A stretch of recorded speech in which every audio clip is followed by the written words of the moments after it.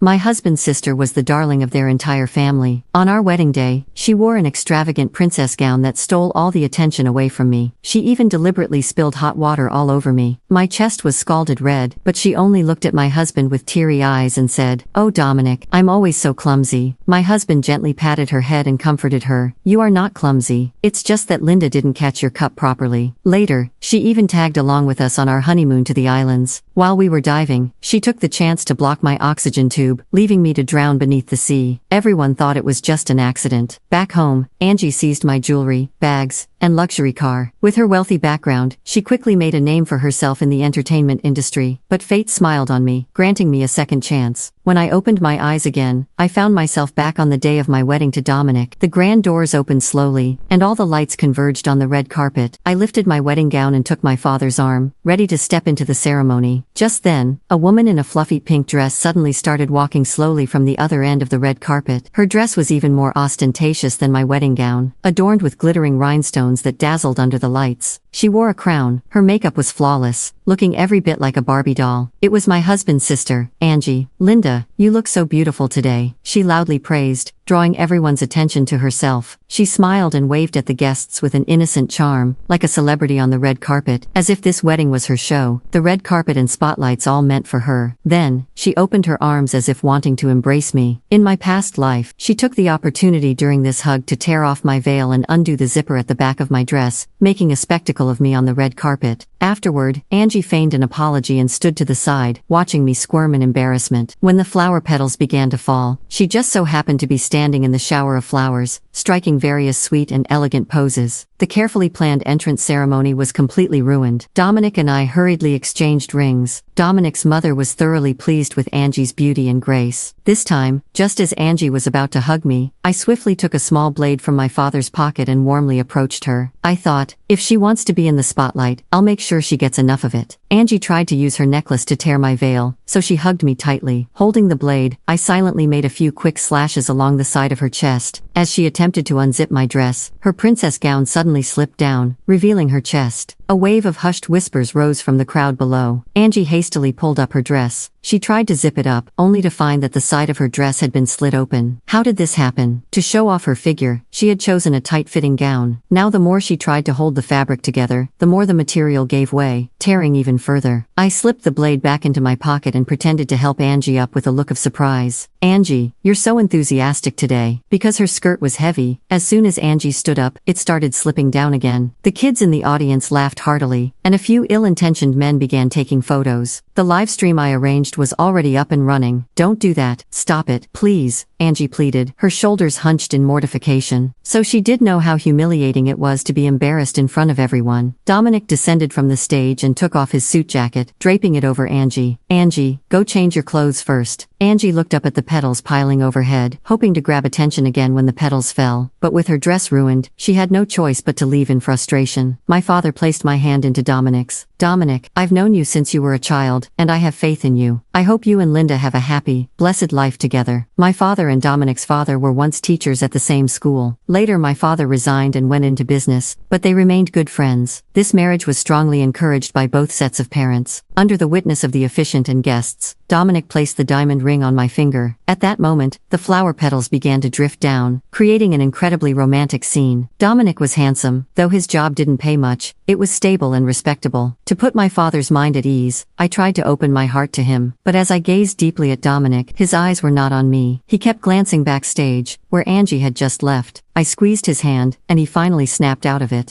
"Sorry, Linda. Angie's always been clumsy and can't take care of herself. I'm worried she won't know where to find her clothes." I rolled my eyes. I thought, Angie is already 26. Does she really need her brother to help her find clothes? Before I could complain further, Angie was already at the small side door backstage, waving at Dominic. "Dominic, come here." Dominic let go of my hand and strode toward Angie. Watching his retreating figure, I thought, how did I not notice in my past life how close they were? When Angie reappeared, she was wearing the dress I had specially prepared for the wedding party. She looked at herself with satisfaction in the mirror, admiring how she looked in the dress. She casually asked me, "Linda, you don't don't mind I wear your dress, do you? I didn't bring any other clothes, and Dominic said I could wear this one. Angie set up her phone on a tripod and began striking various poses for the camera. This dress was custom made by a high-end designer, with fabric and style that were one of a kind. Angie had wanted to wear it for a long time, so the moment she got the chance, she eagerly put it on to show off. I found a plastic bag behind the makeup counter, and Angie's t-shirt and jeans were inside. Angie, aren't these your clothes? I said, tossing the bag in front of her and waiting for her to take off my dress. Angie looked down at her plain clothes, her fingers reluctantly caressing the fine fabric of my dress. The wedding party was about to start, and Dominic came to find me. Seeing him, Angie lit up as if she'd spotted a savior and threw herself into his arms.